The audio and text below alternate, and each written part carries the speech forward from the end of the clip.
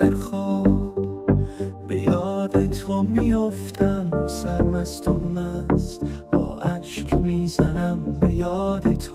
باز همان خراباتی، همچنان دلم شکسته، خالی از عطر تو صبور را شکسته. ساقی تو کجایی؟ تشنه لبی پریشانی، شب و روز بی تو سخت و طاقت فرساز.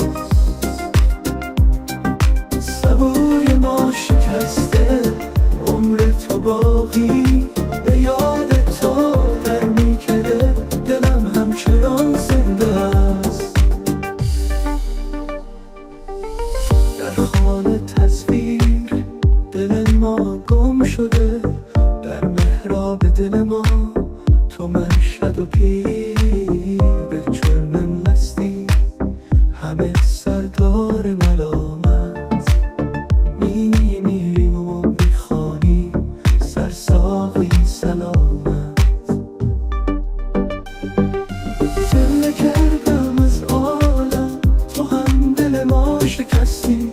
در مستی نوشتم قلب تو آزرده شد، قهر کردی و قهرت مصیبت شد و باری. پشیمان و خسته عهدی شکستم. ساقی تو کجایی؟ تشنه لبی پریشانی، شب و روز بی تو سخت و طاقت فرساز. صبور ما شکسته، عمر تو باقی به یاد تو در میکنه، دلم همچنان زنده است.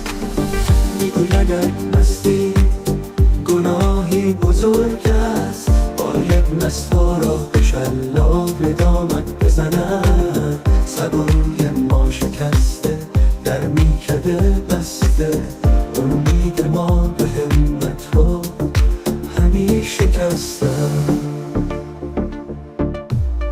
ساقی تو کجایی؟